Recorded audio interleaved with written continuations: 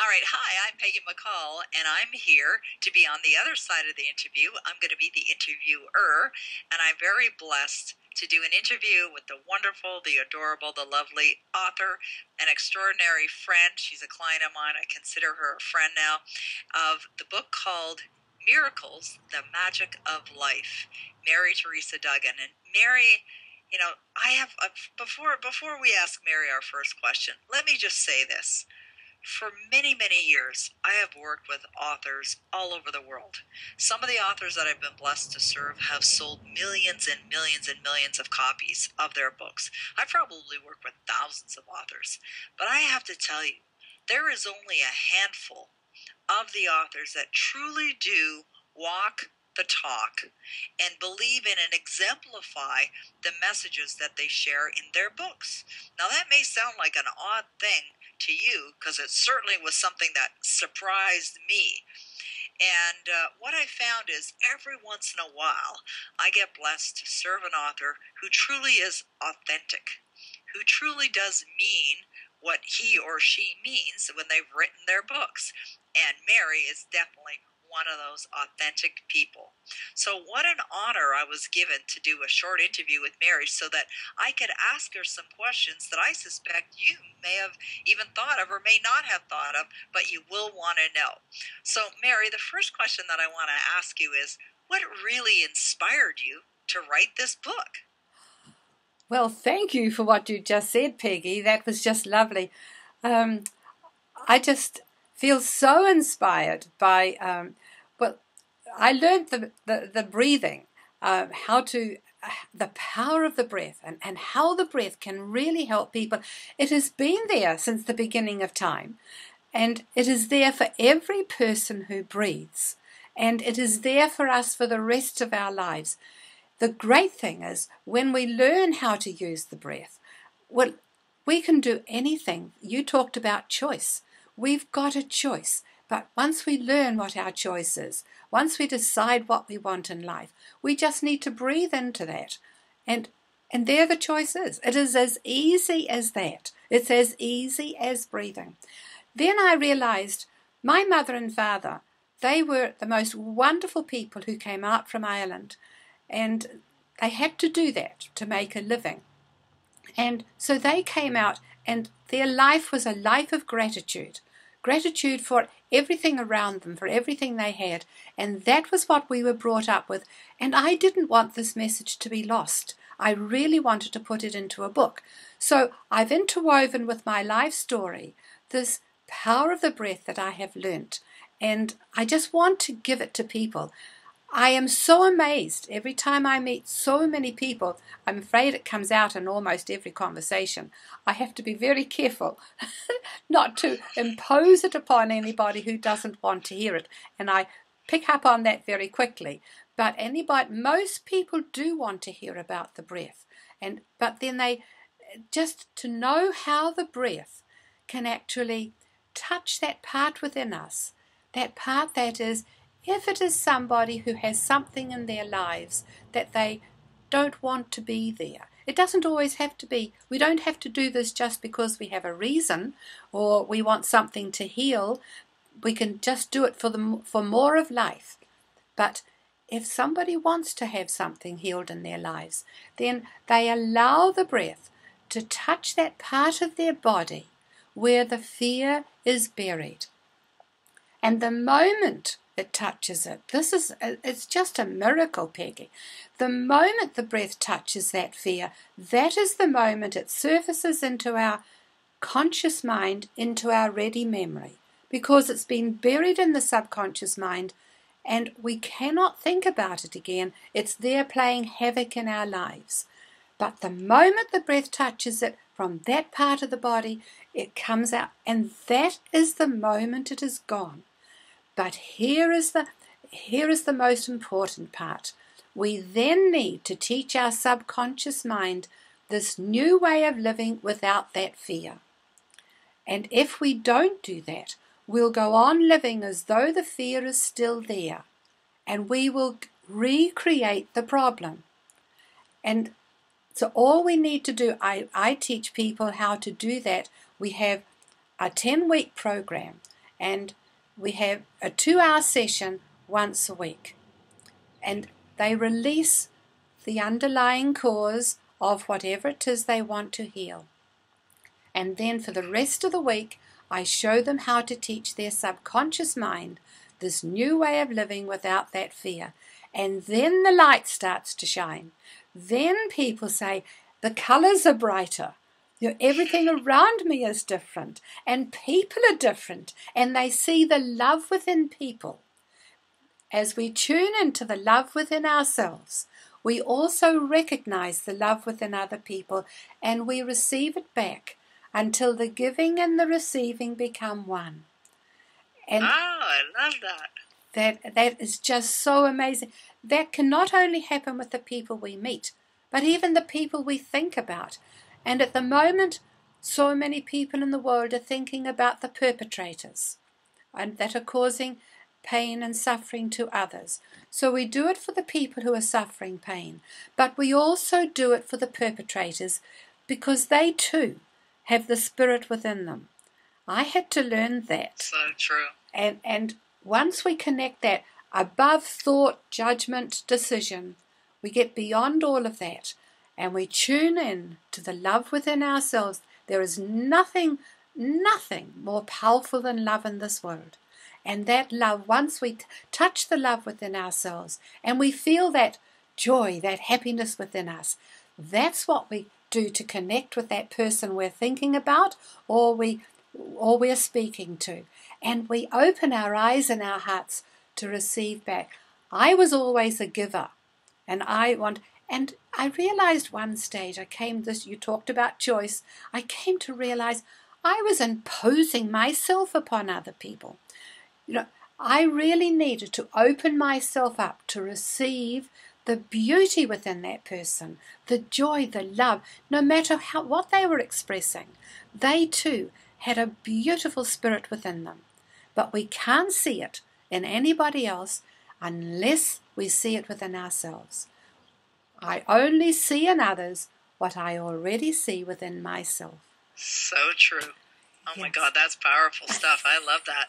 So why does it work? Why does it work?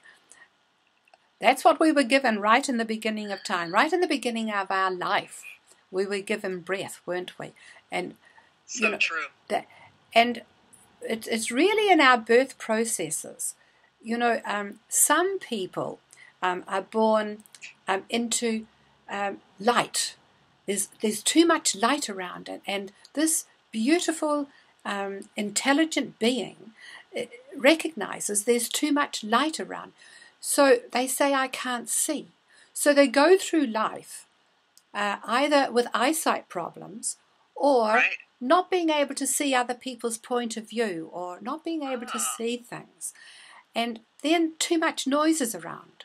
So, the noise is affecting their ears. So they go through life with ear problems or not being able to heed, not being able to hear others. Yes, but the big one that a lot of people relate to is the cord is cut too soon.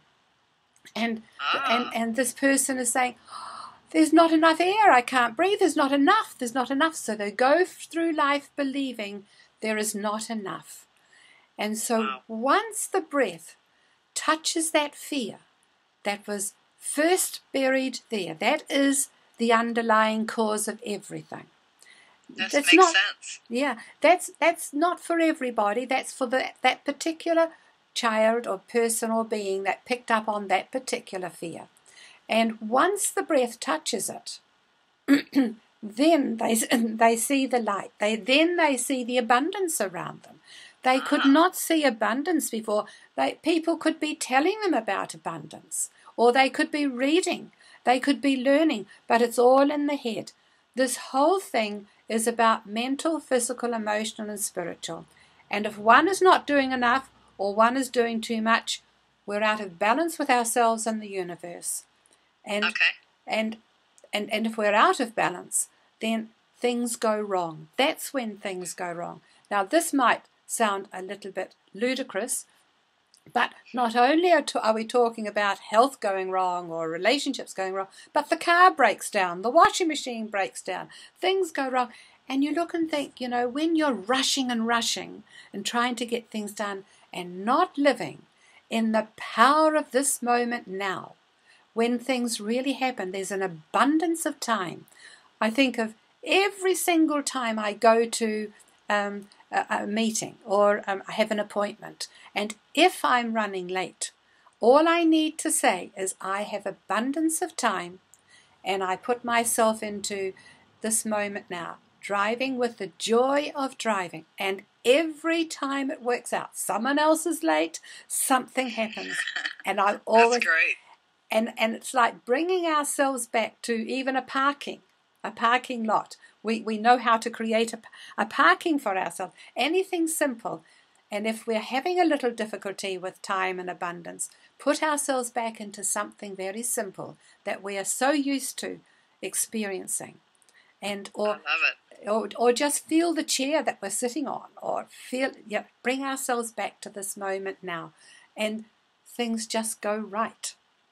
I love it. You remind me of Dr. Joseph Murphy, who was an Irishman as well, or was he a Scotsman? Anyways, he used to I think he was Irish, and he used to talk about how harmony, when you have harmony in your heart, you have harmony in your home, you have harmony everywhere, then everything goes well. That's what it sounds like it relates to as well. Well, this is fascinating. What I love about your work, Mary, is that different from what other works that I see in the world, whereby people are constantly desiring to have more and to experience more, and they try different things. They try this program and that program, and they read this book and they read that book, and they're not getting the results. And I think the reason why they're not getting the results is because they don't get to the core. It's like they don't get to the root of what the problem is, and if they don't get to the root of what the problem is, well, they'll never be able to solve it. It's like you put a Band-Aid on something that's infected. It's never going to get solved until you actually treat it properly. And that sounds like that's what your work is really all about. It's about really going deep and getting to the core and uncovering what the real issues are so that they can be dealt with once and for all. Is that accurate? That is so true, Peggy. And can I just quickly give you an example of what happens when something happens at any stage in our lives, but particularly when we're children, and it's too big a thing for someone to cope with. It immediately gets buried deep in the subconscious mind, and it no longer comes into the ready memory, but it's there playing havoc for everything in our lives. We wonder why relationships are not going well, why our health is not good, why all these things are happening. And I think of a young little girl, and she was her father had created incest with her behind a shed. Now, the shed was not very far from the house where her mother was. As soon as she was able, she ran from the shed. By the time she had reached the door of the house, she no longer remembered what had happened. And from then on, and this time she was 39 by the time she came to me, and she had never, but you can say to that girl, what happened? What was the fear in you? She will never be able to tell you. She couldn't tell you. But in her breathing session, the breath touched the part of her body, because the fear, different fears are buried in different parts of the body. So, and then the body expresses that. You can feel it, or there's a pain, or there's something in that part of the body that they always experience. The breath will take them there. Usually not the part that you think it is. But with the help of a highly trained, certified breath practitioner, and it must be a trained person, that person will guide them to take the breath, or allow the breath to touch the part of the body where the fear is buried. Once she did that, it came to her for the first time, and she was 39, that this had actually happened. And that was the moment it came out. Now, you'll often hear people say they're going to have a vendetta. They're going to take this person to prison. And it might be an 87-year-old man. And he's going to be taken to prison because when she was 27, something happened. What's going on inside that person? The moment she heals this within her, she helps create the healing within that person. And Right. isn't this much more important to help heal others as we heal ourselves? Sure, So true. sure, if people choose to go that way, that's fine, but it will not create a healing within that person.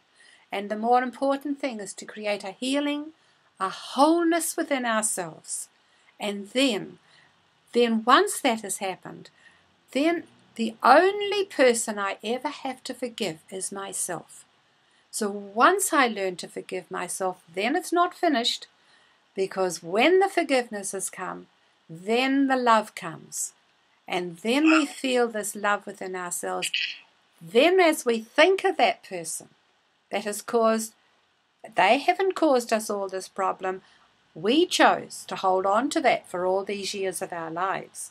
But we Sure. will think of that person. We will connect the love because we've forgiven ourselves. And when the love is giving and receiving, then the wholeness happens. And that person is healed as well. Well, you know what? I remember talking to a very accomplished businessman, a very successful businessman who was a PhD grad from Stanford University, and he was a professor, and he was telling me that when he learned the breathing techniques that you're talking about, his income tripled. So he had I guess it was a block internally that was blocking him from receiving, abundance. Yes. And that was there. It's like a dam. Right, and once he released it, then his income totally changed overnight, and he just swears by that. He just thinks breathing is absolutely, but it's not just any kind of breathing. It's like you said, you must be a trained, certified breath practitioner. Now, Mary, you mentioned that you offer that as a service, right? Where can people get more information on that? Yes, from my email, from my website, Okay. and from my sales page. Okay, good. What we'll do is right below this interview, we can put the link there so that people can go on there. Can they go on and sign up right away? Is that what they can do? Can they go on your site? Absolutely. And I can do people from any part of the world. I have learnt of recent times to do it through Skype now. And that works Wonderful. as well. So, yes. I love it. That's beautiful. And I just love everybody. I just love everybody, and I want you to have this. You can either have it through me, but you can have it through anybody else you might find in your life. Remember, when the pupil is ready, the teacher is waiting, wherever you are in your life. So true, Mary. Well, thank you so much. Thank you for taking the initiative and writing your book and sharing your gifts with the world and putting together such an extraordinary offer and doing these interviews as well. And you're so giving. You really do exemplify what you teach as well. And may you be blessed with many miracles as well. Many, many thanks, Peggy.